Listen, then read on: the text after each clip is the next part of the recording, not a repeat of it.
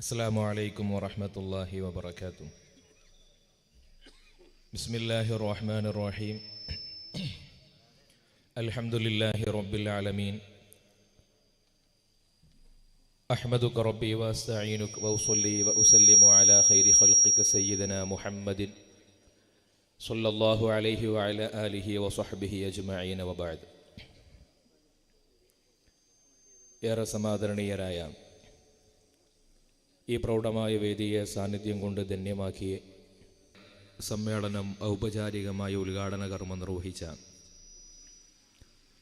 ബഹുമാനപ്പെട്ട സമസ്ത കേരള ജംഇയ്യത്തുൽ ഉലമയുടെ കേന്ദ്ര മുശാവറ അംഗം വാക്കോട് ഉസ്താദ് അവറുകൾ,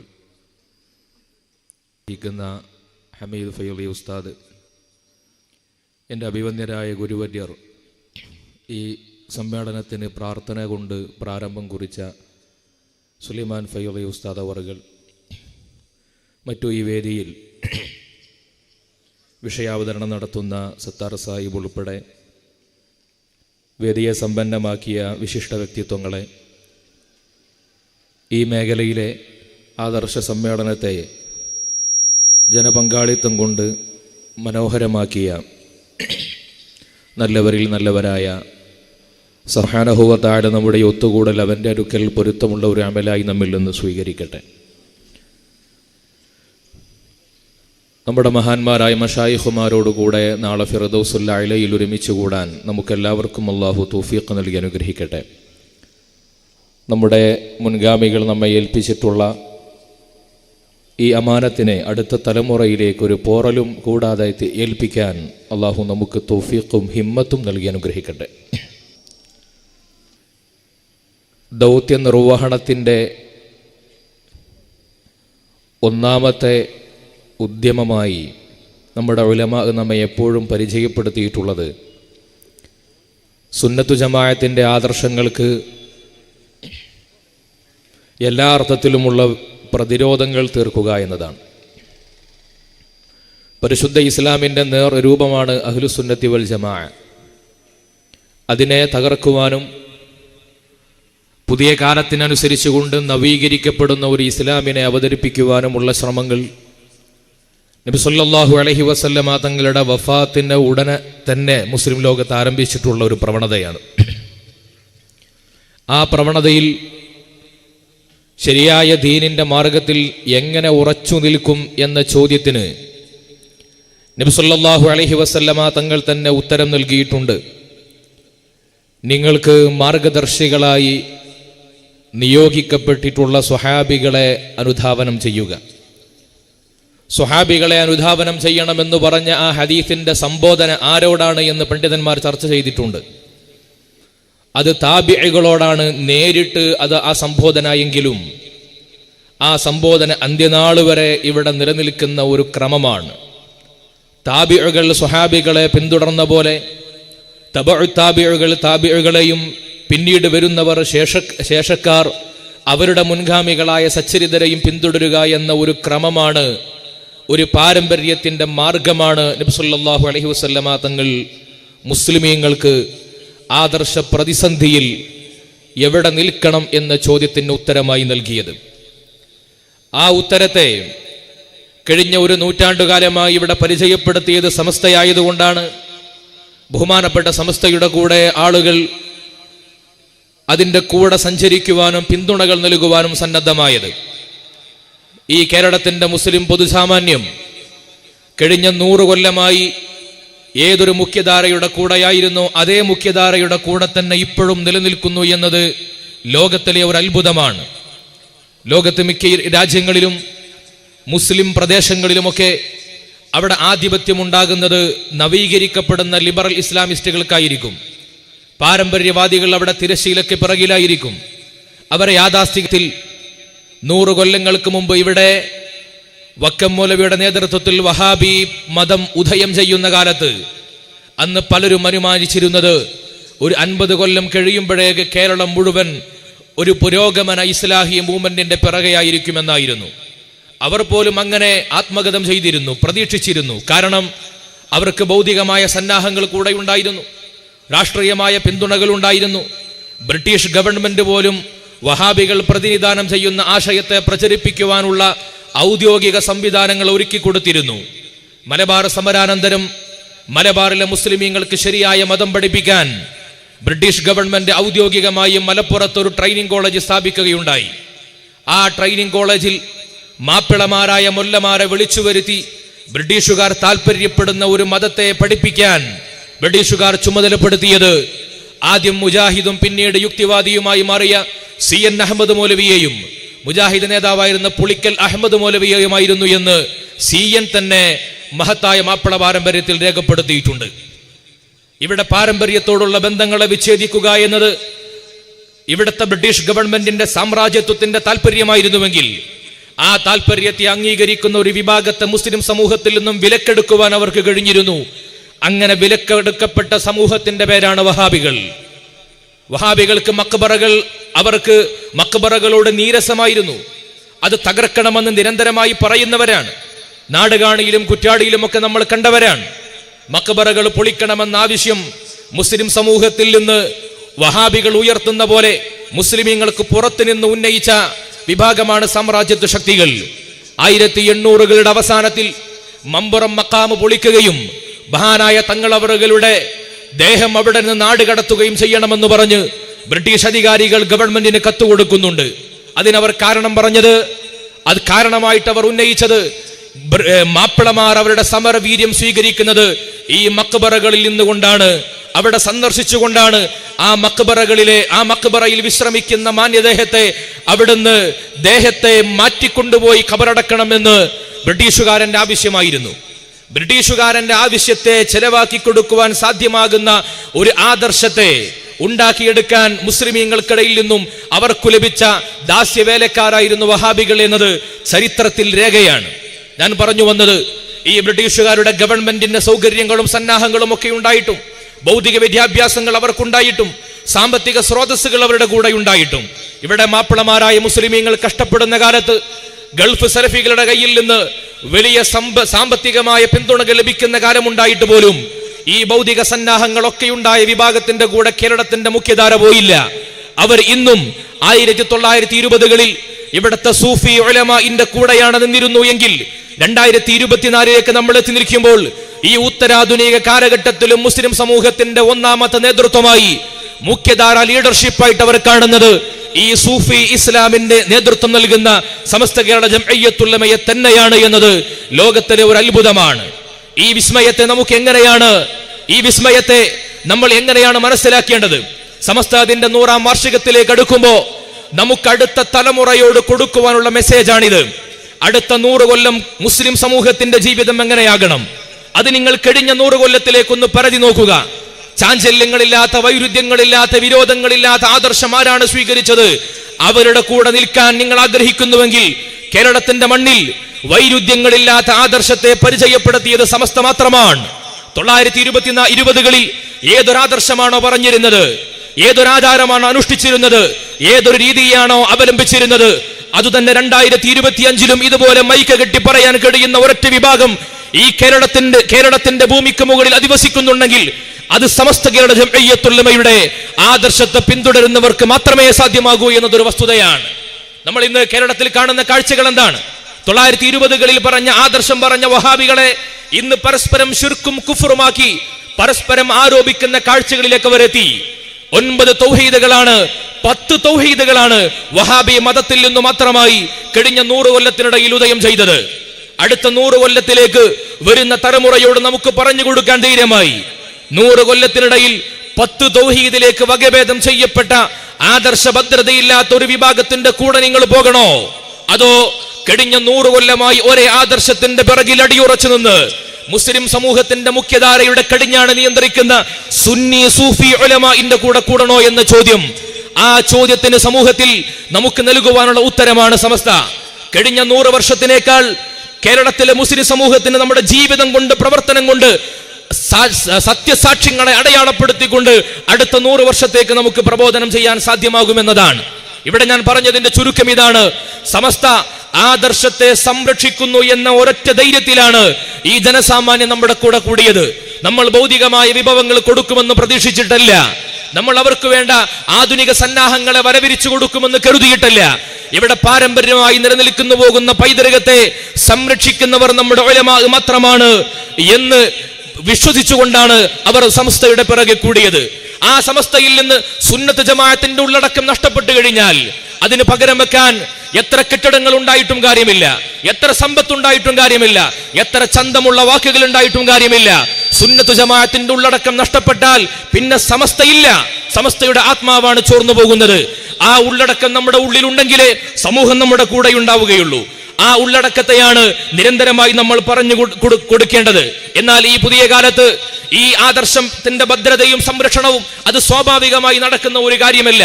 കാരണം നമ്മൾ ജീവിക്കുന്നത് ഒരു സെക്കുലർ ലിബറൽ സാമൂഹ്യ വ്യവസ്ഥയിലാണ്.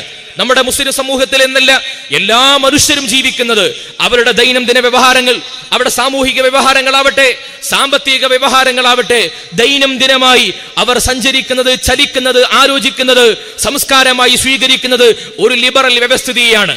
ലിബറൽ വ്യവസ്ഥിതിക്കിടയിൽ ജീവിക്കുന്ന ഒരു വെസ്റ്റേൺ സെക്കുലറിസത്തെ ആശയമായി സ്വീകരിക്കുന്ന ഒരു സമൂഹത്തിൽ ജീവിച്ചുകൊണ്ടിരിക്കുന്നത് വിഭാഗങ്ങൾക്ക്, സമൂഹങ്ങൾ നിരന്തരമായ ഒരു മതനവീകരണ ത്വരയെ പ്രകടിപ്പിച്ചുകൊണ്ടിരിക്കും. അത് ലോകത്തെ എല്ലാ കാലത്തും ഉണ്ടായിട്ടുണ്ട്. അങ്ങനെ നിരന്തരമായി മതനവീകരണ ത്വരയെ പ്രകടിപ്പിച്ചുകൊണ്ടിരിക്കുന്ന ഒരു തലമുറയിലാണ് നമ്മൾ ഈ സുന്നത്ത് ജമാഅത്തിന്റെ ആദർശം പറയുന്നത്. ഇത് സ്വാഭാവികമായി ഇവിടെ വളരില്ല. ഒരു കാലത്ത് സമസ്തയുടെ സ്ഥാപിത കാലത്ത് സുന്നത്തു ജമാഅത്തിന്റെ ആദർശം ഇവിടെ നിലനിൽക്കൽ ഇവിടുത്തെ സാധാരണക്കാരന്റെ ആവശ്യമായിരുന്നു, ഓരോ വീട്ടുകാരന്റെയും അനിവാര്യതയായിരുന്നു. വഹാബികളോട് ഒരു ബന്ധവും പാടില്ലെന്ന് ഉലമാഇന് പറയേണ്ട താമസമേ ഉണ്ടായിട്ടുള്ളൂ. ആ ബന്ധങ്ങളെ വിച്ഛേദിക്കാൻ നമ്മുടെ സാധാരണക്കാരായ ജനങ്ങൾ സന്നദ്ധമായിരുന്നു. എന്നാൽ ഇന്ന് ജനങ്ങളുടെ മനസ്സ് സ്വാഭാവികമായി അത് സ്വാധീനിക്കപ്പെട്ടു കഴിഞ്ഞിരിക്കുന്നു, ലിബറൽ വൽക്കരിക്കപ്പെട്ടു കഴിഞ്ഞിരിക്കുന്നു.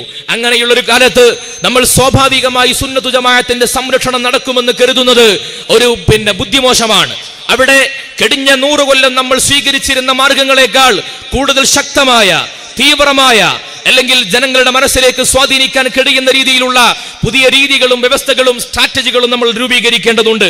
അതിൽ ഏറ്റവും പ്രധാനപ്പെട്ടത് മതനവീകരണ ശ്രമങ്ങളെ പുത്തൻവാദമായി കൊണ്ടുവന്ന് മതനവീകരണത്തിന്റെ മേമ്പൊടിയിൽ അവതരിപ്പിക്കുമ്പോൾ അതിന്റെ പോരായ്മകളെ സമൂഹത്തിൽ ബോധ്യപ്പെടുത്തി കൊടുക്കുക എന്നതാണ്. അതിനോട് നിരന്തരമായി കലഹിക്കുക എന്നത് വലിയ ദൗത്യമാണ്, ശ്രമകരമാണ്. കാരണം സുന്നത്തു ജമാഅത്തിന്റെ സംസ്കാരം, സുന്നത്തു ജമാഅത്തിന്റെ ശീലം അത് നിലവിലുള്ള സാമൂഹിക വ്യവസ്ഥയുടെ ഒഴുക്കിനെതിരെ നീന്തലാണ്, ഒഴുക്കിനെതിരെ നീന്തിക്കൊണ്ടിരിക്കുക എന്നതാണ്. ആധുനിക വ്യവസ്ഥ പറയുന്നത് നിങ്ങൾ ഒരു ഹയറാർക്കിയെയും സ്വീകരിക്കേണ്ട എന്നാണ്, ഒരു അതോറിറ്റിയെയും നിങ്ങൾ വകവെക്കേണ്ടതില്ല എന്നാണ്. നിങ്ങൾ നോക്കൂ, ഒരു അധ്യാപകനെ വളരെ മോശമായി ഭീഷണിപ്പെടുത്തിയ കുട്ടിക്ക് വേണ്ടി സംസാരിക്കുന്നത് നമ്മൾ കേരളത്തിൽ കാണുകയാണ്, അല്ലേ? അങ്ങനെ നിരന്തരമായി ആധുനികവൽക്കരിക്കപ്പെടുന്ന ഒരു സമൂഹത്തിൽ അവർ ഒരു അതോറിറ്റിയെയും നിങ്ങൾ പരിഗണിക്കേണ്ട എന്ന് പറയുന്ന ലോകത്ത് ആ അതോറിറ്റിയെ കുറിച്ചുള്ള ചോദ്യമുനകൾ ആദ്യം ഉന്നയിക്കപ്പെടുന്നത് മുസ്ലിങ്ങൾക്കിടയിലാണ്. എന്തുകൊണ്ട്? മുസ്ലിങ്ങളാണ് ഓരോ നടപ്പു സമയത്തും അവർ അതോറിറ്റികളെ പിന്തുണക്കുന്നവരാണ്. അതിൽ സുന്നത്തു ജമാഅത്തിന്റെ പ്രത്യേകത എന്താണ്? സുന്നത്തു ജമാഅത്ത് അതോറിറ്റിയെ അംഗീകരിക്കുന്നു എന്ന് മാത്രമല്ല, അതിനെ ആദരിക്കുന്നു എന്ന് മാത്രമല്ല, അനുസരിക്കാൻ പറയുന്നു എന്ന് മാത്രമല്ല, അവർ പ്രത്യേക ഭവ്യതയോടുകൂടി, നമ്മൾ ഭവ്യതയോടുകൂടി ഉലമാഇനെയും അതോറിറ്റികളെയും പരിഗണിക്കുകയും ആദരിക്കുകയും അവരുടെ കൂടെ തന്നെ ചേർന്ന് നിൽക്കുകയും ചെയ്യുകയാണ്, അല്ലേ? സുന്നത്തു ജമാഅത്ത് ആദർശബന്ധിതമായ ആശയങ്ങളല്ല, അതൊരു സംസ്കാരമാണ്, അതൊരു മനോഭാവമാണ്. ഈ വേദിയിലേക്ക് ഒരു ആലിമ കയറി വരുമ്പോൾ ഞാൻ അവിടെ എഴുന്നേറ്റ് നിന്ന് അവരുടെ കൈപിടിച്ച് മുത്തുന്നത് സുന്നത്തു ജമാഅത്തിന്റെ സംസ്കാരമാണ്. ഒരു സയ്യിദിനെ ആദരിക്കുന്നത് സുന്നത്തു ജമാഅത്തിന്റെ ശീലമാണ്. ഈ സംസ്കാരങ്ങളെയും ശീലങ്ങളെയും സ്വീകരിക്കുന്നവരാണ് നമ്മൾ. മഗ്‌രിബിന് ശേഷം നമ്മൾ ഇവിടെ ഒരുമിച്ച് കൂടിയപ്പോൾ ഇവിടെ കൂടിയ ഭൂരിഭാഗം പേരുകളുടെയും ചുണ്ടുകളിൽ ദിക്റുകളും ഔറാദുകളും ഉണ്ടായിരുന്നു. അതൊരു ശീലമാണ്, സംസ്കാരമാണ്. ഒരാൾ മരണപ്പെട്ടാൽ ആ മരണപ്പെട്ടവന് വേണ്ടി എന്തെങ്കിലും അമലുകൾ ഹദിയ ചെയ്യണം, അവർക്ക് വേണ്ടി ഖുർആൻ പാരായണം ചെയ്യണം, അവരെ സിയാറത്ത് ചെയ്യണം. അതൊരു ശീലമാണ്, സംസ്കാരമാണ്, പറയുന്നതിൽ ഒതുങ്ങേണ്ട ഒന്നല്ലല്ലോ. മഖ്ബറകളെ സിയാറത്ത് ചെയ്യുമ്പോൾ നമ്മൾ സ്വീകരിക്കുന്ന ഒരു ആത്മീയമായ ഇന്ധനമുണ്ട്. ഇന്ധനം നമുക്ക് നൽകുന്ന ഒരു ഉൾക്കരുത്തുണ്ട്, ഒരു ഉൾക്കാഴ്ചയുണ്ട്. അതൊരു വഹാബിക്കും പറഞ്ഞു ഫലിപ്പിച്ചു കൊടുക്കാൻ കഴിയില്ല. അനുഭവിക്കേണ്ട ഒരു ദൗഖാണ്, ആസ്വാദനമാണ്. നമ്മൾ സ്വീകരിക്കുന്നത് ഈ ഒരു ആത്മീയമായ ഇന്ധനങ്ങളെയാണ്. ബാഹ്യമായ ഇന്ധനങ്ങളെയല്ല. ഇസ്ലാമിനെ ഭൂമിയിൽ സ്ഥാപിക്കുന്നതിന് പകരം ഖൽബിൽ സ്ഥാപിക്കുന്ന മെക്കാനിസമാണ് അഹ്ലുസുന്നത്തി വൽ ജമാഅ. അതൊരു സോഫ്റ്റ്വെയർ ആണ്, ഒരു മനോഭാവമാണ് നമ്മുടെ ഉള്ളിൽ ഉണ്ടാകേണ്ട മനോഭാവം. എന്നാൽ ആ മനോഭാവത്തെ തകർക്കുന്ന പണിയാണ് ഇവിടെ ബിദ്അകൾ നിർവഹിച്ചത്. ആ മനോഭാവം ഇവിടെ നിലനിൽക്കണമെങ്കിൽ, സുന്നത്തു ജമാഅത്തിന്റെ സംസ്കാരം ഇവിടെ നിലനിൽക്കണമെങ്കിൽ, പരിശുദ്ധ ഇസ്ലാമിന്റെ 3 ഘടകങ്ങളായി പരിചയപ്പെടുത്തപ്പെട്ട അതിന്റെ വിശ്വാസകാര്യങ്ങൾ, കർമ്മമണ്ഡലങ്ങൾ, ആത്മീയ മേഖലകൾ, ഇത് 3ഉം ഒരുപോലെ ജീവിതത്തിന്റെ ഭാഗമാകണം. കർമ്മങ്ങളെ മാത്രം പരിഗണിക്കുകയും വിശ്വാസങ്ങളെയും ആത്മീയ മേഖലയെയും പരിഗണിക്കാതിരിക്കുകയും ചെയ്യുന്നവർ അവർ സ്വാഭാവികമായും ഒരു വരണ്ട ഇസ്ലാമിനെ പ്രതിനിധീകരിക്കുന്നവരാകും. വിശ്വാസകാര്യങ്ങളെ വേണ്ട വിധം പരിഗണിക്കാതെ ആധ്യാത്മിക മേഖലകളിൽ മാത്രം സംസാരിക്കുന്നവർ അവർ കള്ളത്തൊരീക്കത്തുകളുടെ ഭാഗമായിട്ട് മാറും. ഇങ്ങനെ വിശ്വാസങ്ങളെ പരിഗണിക്കാതെ പോയാൽ അവർ പിന്നീട് മതയുക്തിവാദികളോ ഖവാരിജുകളോ ബിദ്അകളോ ഒക്കെയായി മാറും. ഈ 3നെയും ഒരുമിച്ച് കൂട്ടുമ്പോഴാണ് ഇസ്ലാം പൂർണ്ണമാകുന്നത്. അതുകൊണ്ടാണ് ഇമാം ബുഖാരി റളിയല്ലാഹു അൻഹു ആ ഹദീസിനെ വിശദീകരിച്ചിട്ട് പറഞ്ഞത്, ഫജഅല ദാലിക കുല്ലഹു ദീന, ഇത് മുഴുവനും ദീനാണ്. ഇതിൽ നിന്ന് ദീനിനെ ഏതെങ്കിലും ഒരു ഭാഗം മാത്രമായി ചെറിയ പിക്ക് ചെയ്തുകൊണ്ട് അതിനെ അനുധാവനം ചെയ്യാൻ പ്രേരിപ്പിക്കുന്നത് അപകടമാണ്. തസവുഫില്ലാത്ത ഫിഖ്ഹ് അപകടകരമാണ്. തസവുഫില്ലാത്ത വിശ്വാസ പഠനങ്ങൾ അപകടകരമാണ്. നമ്മുടെ സമസ്ത പ്രതിനിധാനം ചെയ്യുന്ന മഖ്ദൂമി മൻഹജിന്റെ പ്രത്യേകത എന്താണ്? അവർ ഫിഖ്ഹ് പഠിക്കുമ്പോഴും ഇൽമുൽ കലാം പഠിക്കുമ്പോഴും തസവുഫിന്റെ മേമ്പൊടിയോടുകൂടി ഹലാവത്തുൽ ഈമാനിന്റെ ചേരുവയോടുകൂടിയാണ് പഠിപ്പിക്കപ്പെടുന്നത്. ഇല്ലെങ്കിൽ എന്തു സംഭവിക്കും? ഫിഖ്ഹ് മാത്രം പഠിക്കുന്നു, അവിടെ ഇൽമുൽ കലാമിന്റെ മേഖല തസവുഫിനെ റൂഹിയായ ഇന്ധനങ്ങളെ പരിചയപ്പെടുത്തപ്പെടുന്നില്ല എങ്കിൽ പിടച്ചു പോകാനുള്ള സാധ്യതകൾ കൂടുതലാണ്. ഈ ആധ്യാത്മിക മേഖലയെ പുടൈകൾ ആദ്യമായിട്ട് ചെയ്തത്, അതിനവർ സ്വീകരിച്ച മാനദണ്ഡം എന്താണ്? നമ്മൾ സ്വയം പരിശുദ്ധ ഇസ്ലാമിന്റെ നിയമങ്ങളെ, മദ്ഹബുകളെ അംഗീകരിക്കുകയും അനുസരിക്കുകയും ചെയ്യുക എന്ന് പറയുന്ന വിധേയപ്പെടൽ, അനുകരണം, തഖ്ലീദ് പാടില്ല എന്ന് പറഞ്ഞു. ആദ്യമായി കേരളത്തിലേക്ക് അവർ കൊണ്ടുവരുന്ന വാദങ്ങളാണ് തഖ്ലീദ് പാടില്ല. ഖുർആൻ നമ്മുടെ മുമ്പിലില്ലേ, ഹദീസ് നമ്മുടെ മുമ്പിലില്ലേ, സ്വന്തമായി നിയമങ്ങൾ നമുക്ക് കണ്ടെത്തിക്കൂടെ? നല്ല ചന്തമുള്ള വാക്കാണ്, കേൾക്കാൻ ഇമ്പമുള്ള വാക്കാണ്. പക്ഷേ അത് കൊണ്ടെത്തുന്ന അപകടം എവിടെയാണ്? വിശ്വാസത്തിന്റെയും കർമ്മത്തിന്റെയും സുരക്ഷിതത്വത്തെ വിശ്വാസികൾക്ക് നഷ്ടപ്പെടുത്തലാണ്. അങ്ങനെ കേരളത്തിലെ മുജാഹിദുകൾ, ഇവിടുത്തെ സുന്നികൾ സ്വീകരിക്കുന്ന അനുകരണം തഖ്ലീദ് എന്ന മാർഗം. തഖ്ലീദ് എന്ന് പറഞ്ഞാൽ എന്താണ്? ഒരു അതോറിറ്റിയെ അംഗീകരിക്കലാണ്, ആരെയെങ്കിലും അനുസരിക്കലല്ല, അനുകരിക്കലല്ല. ഇസ്ലാമിൽ പ്രാമാണികമായി അംഗീകരിക്കപ്പെടുന്ന അതോറിറ്റിയെ അംഗീകരിക്കലാണ്. ആ അതോറിറ്റിയെ അംഗീകരിക്കാതെ നിങ്ങൾ ഓരോരുത്തരും സ്വയം അതോറിറ്റികളാകൂ എന്ന് പറഞ്ഞു. അതിനുവേണ്ടി തഖ്ലീദിനെ വിമർശിച്ചു. എന്നിട്ട് അവരുടെ പുസ്തകത്തിൽ വ്യാപകമായിട്ട് അവർ എഴുതി. KNM തന്നെ പ്രസിദ്ധീകരിച്ച തഖ്ലീദ് ഒരു പഠനം എന്ന പുസ്തകത്തിലുണ്ട്. ആധുനിക യുഗത്തിന്റെ വെല്ലുവിളികളെ നേരിടാൻ ഇസ്ലാഹി പ്രസ്ഥാനം മുസ്ലിങ്ങളെ ആഹ്വാനം ചെയ്യുന്നു. 100 കൊല്ലം മുമ്പ് നമ്മൾ മലയാളത്തിൽ കേട്ട, മലയാളക്കരയിൽ കേട്ട ആഹ്വാനങ്ങളാണിത്. ആ ആഹ്വാനങ്ങൾ എവിടെ എത്തി? നമ്മളെല്ലാവരും, മുജാഹിദുകൾ എല്ലാവരും മുജ്തഹിദുകളാണ് എന്ന് പരസ്യമായിട്ട് പറഞ്ഞു. അവർ അഭിമാനത്തോടു കൂടി പറഞ്ഞു. മുജാഹിദുകൾ MI സുല്ലമി എഴുതിയിട്ടുണ്ട്. അഭിമാനത്തോടു കൂടി പറഞ്ഞു, ഞങ്ങൾ ഒരു മദ്ഹബിനെയും ഫോളോ ചെയ്യുന്നവരല്ല, ഞങ്ങൾ എല്ലാവരും മുജ്തഹിദുകളാണ്. എന്നിട്ട് പറഞ്ഞു, കേരളത്തിൽ ലോകത്ത് ഏറ്റവും കൂടുതൽ മുത്തലഖ് മുജ്തഹിദുകൾ ഉള്ള നാട് കൊച്ചു കേരളമാണ് എന്ന് പരസ്യമായി പുസ്തകത്തിൽ എഴുതി. എന്നിട്ട് അവസാനം അയാൾ പറയുന്നത്, നമ്മുടെ മസ്ജിദുകളിലെ 100 കണക്കിന് ഖത്തീബുമാരും പ്രബോധന വിഭാഗത്തിന് കീഴിലുള്ള അനേകം പ്രബോധകരും ജംഇയ്യത്തുൽ ഉലമയിലെ മുഴുവൻ അംഗങ്ങളും ഒരു മദ്ഹബും സ്വീകരിക്കാതെ ഇജ്തിഹാദ് നടത്തുന്നവരാണ്. സ്വന്തമായിട്ടുള്ള ഇജ്തിഹാദിനെ പ്രോത്സാഹിപ്പിച്ചു. അതിനുവേണ്ടി വാതിലുകൾ തുറന്നു കൊടുത്തു. ആ വാതിലുകൾ തുറന്നു കൊടുത്തിട്ട് എവിടേക്കെത്തി? അതെവിടെ കൊണ്ടെത്തിച്ചു? മദ്ഹബുകൾ അനുധാവനം ചെയ്യാൻ പാടില്ല, വിശ്വാസ സരണിയിൽ അശ്അരി മദ്ഹബിന്റെ മൻഹജിന്റെ കൂടെ നിൽക്കേണ്ടതില്ല എന്ന് പറഞ്ഞ വിശ്വാസത്തിലൂടെ ഓരോരുത്തരും സ്വന്തമായിട്ട് ദീന് പറയാൻ തുടങ്ങിയപ്പോ കഷ്ണമായിട്ട് വഹാബി തൗഹീദ് നിരന്തരമായി വികസിക്കുന്ന ഒരു തൗഹീദായിട്ട് മാറി. ആദ്യകാലത്ത് 1920കളിൽ സുന്നികളെ നബി സല്ലല്ലാഹു അലൈഹി വസല്ലം തങ്ങളെ സിയാറത്ത് ചെയ്യുകയും അവിടത്തോട് ശഫാഅത്ത് തേടുകയും അവരെ കൊണ്ട് തവസ്സുലാക്കി ദുആ നടത്തുകയും ചെയ്യുന്നതിനെ ശിർക്കായി സുന്നികളൊക്കെ മുശ്രിക്കും കാഫിറുമാണെന്ന് പറഞ്ഞ് നടന്നിരുന്ന ആളുകൾ അവർ സ്വന്തമായി ഇജ്തിഹാദുകൾ നടത്താൻ അനുവാദം കൊടുത്തപ്പോ ഓരോരുത്തരും നിയമങ്ങളെ സ്വന്തമായിട്ട് പറയാൻ തുടങ്ങി. അങ്ങനെയാണ് 1940കളിൽ മുജാഹിദുകൾക്കിടയിൽ നിന്ന് സ്വന്തമായി ഗവേഷണം നടത്തിയ ഒരു വിഭാഗം പണ്ഡിതന്മാർ ഈ വഹാബി തൗഹീദിന് തീവ്രത പോരാ എന്ന് പറഞ്ഞ് KT അബ്ദുള്ള മൗലവിയെ പോലെയുള്ള ആളുകൾ ജമാഅത്തെ ഇസ്ലാമിയുടെ പ്രചാരകരായി മാറി. ജമാഅത്തെ ഇസ്ലാമിയുടെ ആദർശത്തെ സ്വീകരിക്കാൻ തുടങ്ങി. അവരെന്ന് പറഞ്ഞത് എന്താണ്? അവർ മുജാഹിദ് വിഭാഗത്തിന്, അവർക്ക് വഹാബികൾക്ക് തീവ്രത പോരാ എന്ന് പറഞ്ഞിട്ടാ വന്നത്. എന്നിട്ട് അവസാനം അവർ പറഞ്ഞു, ഇന്ത്യയിൽ ഇസ്ലാമിക ഭരണം ഉണ്ടാകണം. ഇവിടെ ബ്രിട്ടീഷ് ഗവൺമെന്റ് പോയി ജനാധിപത്യ ഗവൺമെന്റ് വന്നാൽ അത് ലാത്ത പോയി മനാത്ത വരുന്നത് പോലെയാണ്. ഇന്ത്യൻ ജമാഅത്തെ ഇസ്ലാമിയുടെ അന്നത്തെ അമീർ അബുല്ലൈസ് നദ്വി എന്നയാൾ ഇന്ത്യൻ മുസ്ലിങ്ങളുടെ ആഹ്വാനം ചെയ്തു. ഇത് സ്വീകരിച്ചു കേരളത്തിലെ മൗലവിമാര്. തെരഞ്ഞെടുപ്പിന്റെ ഭാഗമാകാൻ പാടില്ല. ഇന്ത്യ ഒരു മുസ്ലിം ജമാഅത്ത് എന്നാണോ പ്രഖ്യാപിക്കുന്നത്, അങ്ങനെ ജമാഅത്തിന് തോന്നുന്ന കാലത്ത് മാത്രമാണ് തെരഞ്ഞെടുപ്പിൽ പങ്കെടുക്കാൻ പാടുകയുള്ളൂ എന്ന് ഈ പ്രഖ്യാപനത്തെ പ്രബോധനം കേരളത്തിൽ മലയാളത്തിൽ അതിനെ പ്രസിദ്ധീകരിക്കുകയും ചെയ്തിട്ടുണ്ട്. നിങ്ങൾ നോക്കൂ, വഹാബി തൗഹീദിന് തീവ്രത പോരാ എന്ന് പറഞ്ഞുകൊണ്ടാണ് ജമാഅത്ത് തൗഹീദ് ഉടലെടുക്കുന്നത്. ഇത് ഞാൻ നേരത്തെ പറഞ്ഞ സോഫ്റ്റ്വെയറിന്റെ പ്രശ്നമാണ്. ഈ മദ്ഹബുകളുടെയും അഖീദയുടെ മൻഹജിനെയും തസവുഫിനെയും ചേർന്നുള്ള ഒരു സുന്നത്ത് ജമാഅത്തിന്റെ സോഫ്റ്റ്വെയറിൽ നിന്ന് പുറത്തുപോയാൽ അത് പിന്നെ മരണം വരെ പരിണാമത്തിലൂടെ ഇങ്ങനെ കടന്നു പോവുകയാണ് ചെയ്യുക. പിന്നീട് 1970-കളിൽ ഇവരുടെ കൂട്ടത്തിൽ നിന്ന് തന്നെ പുതിയൊരു മൗലവി രംഗപ്രവേശനം ചെയ്തു. മോഡേൺ ഏജ് സൊസൈറ്റിയുമായി അന്ന് CN അഹമ്മദ് മൗലവി. ആരാ CN അഹമ്മദ് മൗലവി? അൽമനാർ, ഇവരുടെ പ്രസിദ്ധീകരണമായ അൽമനാറിന്റെ പത്രാധിപനാണ്. ആ CN അഹമ്മദ് മൗലവി വേലൂരിലെ ഒരു സ്ഥാപനത്തിൽ പോയി പഠിക്കുന്നുണ്ട്. ആ സ്ഥാപനത്തിൽ നിന്ന് പഠിപ്പിക്കുന്നത് സർ സയ്യിദ് അഹമ്മദ് ഖാന്റെ അടുക്കൽ നിന്ന് വന്നിട്ടുള്ള പ്രൊഫസർമാരും സ്കോളർമാരുമായിരുന്നു. സർ സയ്യിദിന്റെ പ്രത്യേകത എന്താണ്? ലോകത്തു തന്നെ ഖുർആൻ വാദിയായി അറിയപ്പെട്ട, സർവമത സത്യവാദിയായിട്ട് അറിയപ്പെടുന്നയാളാണ് സർ സയ്യിദ്. ആ സർ സയ്യിദിന് ശിക്ഷണം സ്വീകരിച്ച ആളുകളിൽ നിന്നും ആ വിവരം സ്വീകരിച്ചുകൊണ്ടാണ് ഈ CN അഹമ്മദ് മൗലവി കേരളത്തിലേക്ക് വരുന്നത്. അങ്ങനെ കേരളത്തിലേക്ക് വന്ന് പുതിയ വാദങ്ങൾ, അയാൾ കൊണ്ടുവന്ന പ്രധാന വാദങ്ങൾ മുജാഹിദും ശരിയല്ല, ജമാഅത്തും ശരിയല്ല. ഇത് പറയുന്നത് എപ്പോഴാണെന്നറിയോ? അൽമനാറിന്റെ പത്രാധിപ സമിതി അംഗമായിരിക്കുന്ന കാലത്ത് ലത്തീഫ് മൗലവി എന്ന അന്നത്തെ അവരുടെ KNM സെക്രട്ടറിയാണ് ഒത്താശകൾ ചെയ്തു കൊടുത്തത്. എന്നിട്ട് നബി സല്ലല്ലാഹു അലൈഹി വസല്ലമ തങ്ങളുടെ മുഅ്ജിസത്തുകളെ മുഴുവനും നിരാകരിച്ചു. അയാൾ പറഞ്ഞു, ആ അത്ഭുത കഥകളൊന്നും നാട്ടുകാരോട് പറയാൻ പറ്റില്ല, നാട്ടുകാരോട് പറയാൻ പാടില്ല. അവർ പരിശുദ്ധ ഇസ്ലാമിനെ ആളുകൾ സ്വീകരിക്കണമെങ്കിൽ നമ്മൾ മുഅ്ജിസത്തുകളെയൊക്കെ ആധുനികമായിട്ട് വ്യാഖ്യാനിക്കണം. നിങ്ങൾ കരുതുന്നുണ്ടോ ഇസ്ലാമിനെ പൊളിക്കാൻ വേണ്ടിയാണ് CN അഹമ്മദ് മൗലവി ഈ വാദവുമായി വന്നത് എന്ന്? അല്ല, ഇസ്ലാമിനെ കേരളത്തിന്റെ പൊതുസമൂഹത്തിന് മനോഹരമാക്കി പരിചയപ്പെടുത്തി കൊടുക്കാനാണ്.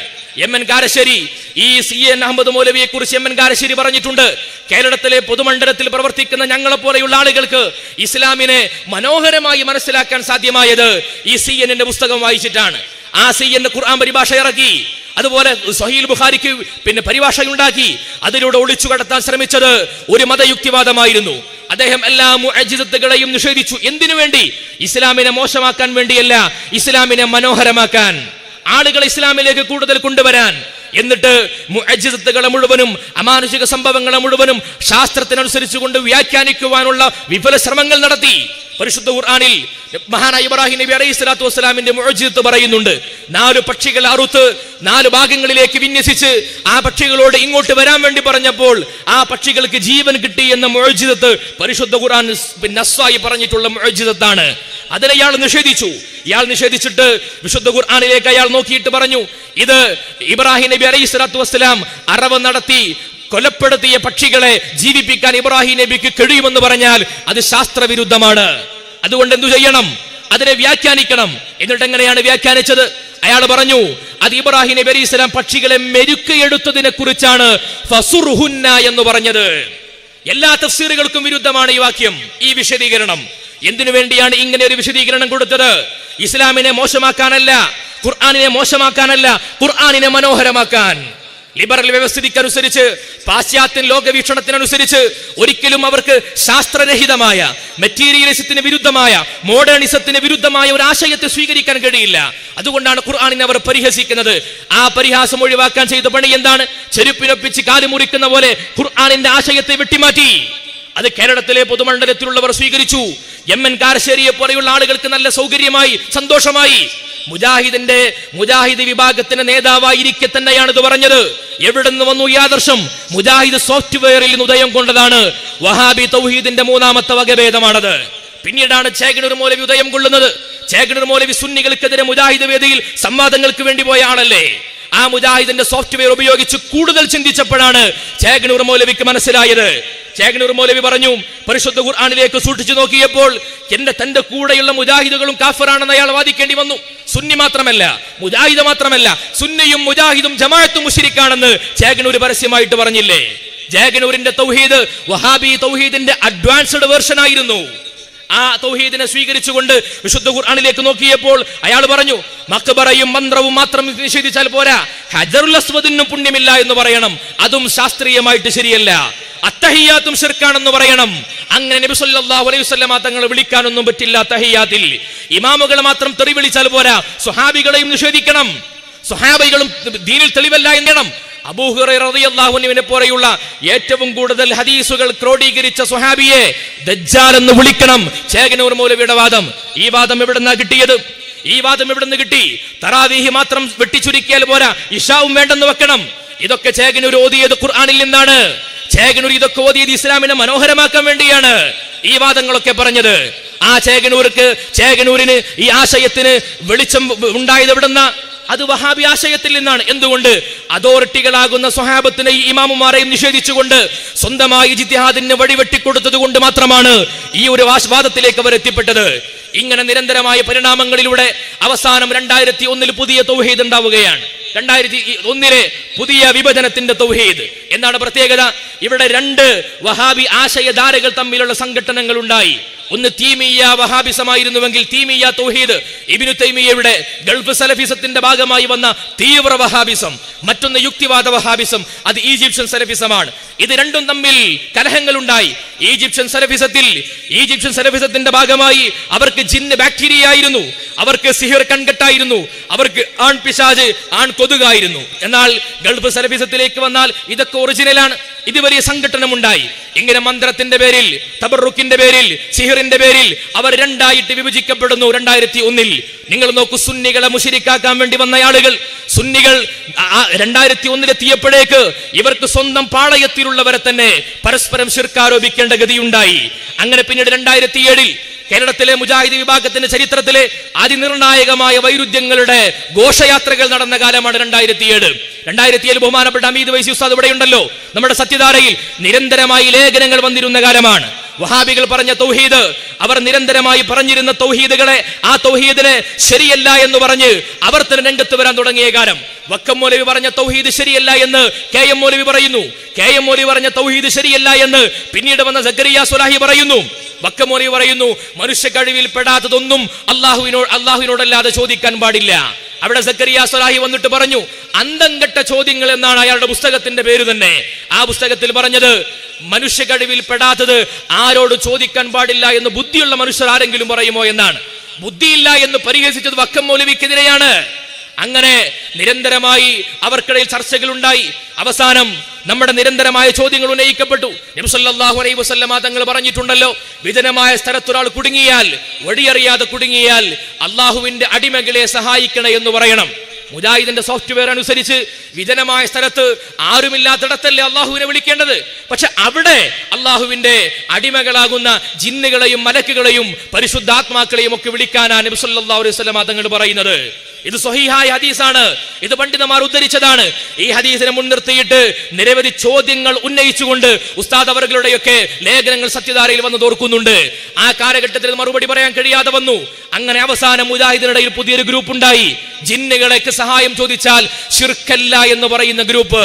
2007 ഏപ്രിൽ മാസം 4-ാം തീയതി അന്നത്തെ പ്രമുഖനായ നേതാവ്, പിന്നെ ഏപ്രിൽ മാസത്തിൽ അവരുടെ ഇസ്ലാഹ് മാസികയിൽ ജബ്ബാർ മൗലവി ഇതിനെ വിശദീകരിച്ചുകൊണ്ട് ലേഖനം എഴുതി.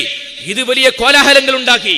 നോക്കൂ, സുന്നികൾ 1000 വട്ടം കാഫറാണെന്ന് പറഞ്ഞിരുന്ന മുജാഹിദുകൾ, ആ മുജാഹിദുകൾ തന്നെ ജിന്നിനോട് സഹായം ചോദിച്ചാൽ ശിർക്കല്ല എന്ന് പറഞ്ഞു. അതിനെ മടവൂർ വിഭാഗം കണിശമായിട്ട് എതിർത്തു. അവര് പറഞ്ഞു, നിങ്ങൾ മക്ക മുശ്രിക്കുകളെക്കാൾ കടുത്ത മുശ്രിക്കുകളായിരുന്നു എന്ന്. നേരത്തെ കൂടെ ഉണ്ടായിരുന്ന മുജാഹിദ് ഇവരെ അങ്ങോട്ട് വിളിക്കാൻ തുടങ്ങി. ജിന്നുകളെ വിളിക്കാം, പിശാചിനെ വിളിക്കാം, ശിർക്കല്ല. അമ്പിയാക്കളെ വിളിച്ചാൽ ശിർക്കാണ്. ഈ വൈരുദ്ധ്യങ്ങളെ സുന്നി ഉലമാ ചോദ്യം ചെയ്തു. ഇത് വലിയ സംഘടനമുണ്ടാക്കി. ഇതിൽ തീരുമാനം പറയാൻ കഴിയാതെ വന്നു. KNMന്റെ ഓരോ നേതാവിനും ഓരോ അഭിപ്രായങ്ങൾ. എന്തുകൊണ്ട്? എല്ലാവർക്കും സ്വന്തമായിട്ട് ജിത്തിഹാദ് ചെയ്യാൻ പറ്റുമല്ലോ. ഈ വൈരുദ്ധ്യങ്ങൾ നിലനിന്നു. അങ്ങനെ അവസാനം 2012 അവർ യോഗം ചേർന്നു. അബ്ദുറഹ്മാൻ സലഫിയുടെ നേതൃത്വത്തിൽ യോഗം ചേർന്നു. എന്നിട്ട് യോഗം ചേർന്ന് തീരുമാനമെടുത്തു. എന്താണ് തീരുമാനം? അവർ ആ തീരുമാനത്തിൽ പറഞ്ഞത്, എല്ലാവരും കൂടി യോഗം ചേർന്നിട്ട് നമുക്ക് ഭൂരിപക്ഷ പ്രകാരം തീരുമാനിക്കാം. അങ്ങനെ യോഗം ചേർന്നിട്ട് പറയാൻ പറഞ്ഞു, ജിന്നിനോട് സഹായം ചോദിച്ചാൽ ശിർക്കാണോ അല്ലേ? ഓരോരുത്തരും പറഞ്ഞു. ഒരാൾ പറഞ്ഞു ശിർക്ക്, മറ്റാൾ പറഞ്ഞു ശിർക്കല്ല. അങ്ങനെ പറഞ്ഞു അവസാനം ഭൂരിപക്ഷം നോക്കിയപ്പോൾ തീരുമാനമായി ജിന്നിനോട് സഹായം ചോദിക്കുന്നത് ശിർക്കാണ് എന്ന് തീരുമാനമായി. ദുനിയാവിൽ ആദ്യമായി ഭൂരിപക്ഷാഭിപ്രായ പ്രകാരം തൗഹീദും ശിർക്കും തീരുമാനിച്ചൊരു വിഭാഗം അത് കേരളത്തിലെ മുജാഹിദുകളാണ്. അപ്പൊ ഒരു പ്രശ്നം നിലനിന്നു. എന്താ? 2007 മുതൽ 2012 വരെ ജിന്നിനോട് സഹായം ചോദിക്കൽ ശിർക്കല്ല എന്ന് വിശ്വസിച്ചിരുന്ന ആൾക്കാരാണ് ഈ മൗലവിമാർ. അപ്പൊ 2012 യോഗ തീരുമാന പ്രകാരം ഇനി ശിർക്കാണെന്ന് വിശ്വസിക്കണം. എങ്ങനെ ഒരു പെട്ടെന്നൊരു ചേഞ്ച് ബുദ്ധിമുട്ടല്ലേ? അങ്ങനെ ഇടവണ്ണയിൽ വെച്ചിട്ട് ഒരു തൗബ സമ്മേളനം, ആ തൗബ സമ്മേളനം നടത്തിയിട്ട് പറഞ്ഞു, 5 കൊല്ലത്തെ ഞങ്ങളുടെ വിശ്വാസം പിഴച്ചു പോയിട്ടുണ്ട്, ഞങ്ങൾ മാപ്പ് പറയുന്നു, തൗബ ചെയ്താൽ മതിയോ? ഷഹാദത്ത് കലിമ ചൊല്ലണ്ടേ? പക്ഷെ പ്രശ്നം അവിടെ അവസാനിച്ചോ? 2007 2012 ഇടക്ക് ഇവരുടെ വാദം കേട്ടുകൊണ്ട് അവിശ്വസിച്ചുകൊണ്ട് മരിച്ചുപോയ ആളുകൾ ഇവിടെ ഇല്ലേ? അവരെ കുറിച്ച് എന്ത് പറയും? അവർ മുശ്രിക്കോ മുവഹിദോ? ഉത്തരം പറയാൻ കഴിയില്ല. ഈ സംഘടനകൾ പിന്നീട് അവർക്കിടയിൽ പുതിയ ഗ്രൂപ്പുകൾ ഉണ്ടാക്കി. ഇന്ന് ആ ജിന്നവാദികളായി രംഗത്ത് വന്നിട്ടുള്ള വിസ്ഡം ഗ്രൂപ്പ് മുജാഹിദുകൾ, ആ മുജാഹിദുകൾ ഇന്ന് ഒരു പ്രത്യേക വിഭാഗമായി KNM ഔദ്യോഗിക വിഭാഗം മുജാഹിദുകൾക്കിടയിൽ നിന്ന് അണികളെ ചോർത്തിക്കൊണ്ടുപോകുന്ന പണിയാണ് അല്ലേ? ഇന്നിപ്പോ KNM-ഉം അതുപോലെ തന്നെ മടവൂർ ഗ്രൂപ്പും തമ്മിൽ പരപ്പനങ്ങാടിയിൽ കുറെ ഖണ്ഡനങ്ങൾ നടക്കുകയുണ്ടായി. എന്താ ഖണ്ഡനം എന്നറിയോ? സുല്ലമി വിഭാഗം, മർക്കസുദ്ദഅവ വിഭാഗം പറയുന്നു ഇവരെ കുറിച്ച് നിങ്ങൾ ഖുർആൻ നിഷേധികളാണ്. അപ്പൊ ഇവർ തിരിച്ചങ്ങോട്ട് നിങ്ങൾ ഹദീസ് നിഷേധികളാണ്. പരസ്പരം ആരോപിച്ച് കളയാം. അവസാനം ഈ വിവാദങ്ങളൊക്കെ കെട്ടടങ്ങുന്ന പശ്ചാത്തലത്തിൽ അവസാനം ഇവർക്ക് പറയേണ്ടി വന്നു. 2012 ജൂൺ മാസം അൽമനാറിൽ ഇജ്തിഹാദിന്റെ വാതിലുകൾ ഓരോ പള്ളി ഇമാമിനും തുറന്നു കൊടുത്ത മുജാഹിദുകൾ പരസ്യമായിട്ട് പറഞ്ഞു, ഇനി ആരും ഇജ്തിഹാദ് ചെയ്യരുതേ, ദയവ് ചെയ്തിട്ട് അപേക്ഷ. അൽമനാറിൽ പറയുന്നു, ഇജ്തിഹാദ് വർദ്ധിക്കുന്നുണ്ട്, സംഘടനയോട് കൂടിയാലോചിക്കാതെ സ്വന്തം നിലക്ക് ഫത്വ നൽകാനും വ്യാഖ്യാനം നൽകാനും ചിലർ ശ്രമിക്കുന്നുണ്ട്. അത് ഭയാനകമായ വിപത്തുകൾ ഉണ്ടാക്കുന്നുണ്ട്. സ്വന്തം ഇഷ്ടപ്രകാരം ഖുർആൻ വ്യാഖ്യാനിക്കുന്നതിന് മുമ്പ് പണ്ഡിത സഭയുമായിട്ടൊന്ന് കൂടിയാലോചിക്കണം. വായിൽ തോന്നിയത് വിളിച്ചു പറഞ്ഞാൽ പിന്നീട് തിരുത്താൻ മറ്റു പണ്ഡിതന്മാർ ഓടി നടക്കേണ്ട അവസ്ഥ വരാറുണ്ട്. ഇതല്ലേ 100 കൊല്ലം മുമ്പ് നമ്മൾ പറഞ്ഞത്, നമ്മുടെ ഉലമാ പറഞ്ഞത്. TP അബ്ദുള്ള കോയ മദനി ആ കാലഘട്ടത്തിൽ പ്രസംഗിക്കുകയാണ്, നിങ്ങൾ ഒരു കാരണവശാലും സ്വന്തമായിട്ട് അഭിപ്രായങ്ങൾ പറയരുത്, നിങ്ങൾ ഉലമാഇനെ അനുസരിക്കുക. ഈ പണ്ഡിത സംഘടന ഞങ്ങൾക്ക് എന്ത് കുറ്റമുണ്ടെങ്കിലും ഇനി പടച്ചോ നിങ്ങളോട് ചോദിച്ചാൽ നിങ്ങൾ പറയുക ഈ പണ്ഡിത സംഘടന പറഞ്ഞത് ഞങ്ങൾ അനുസരിച്ചു എന്ന്.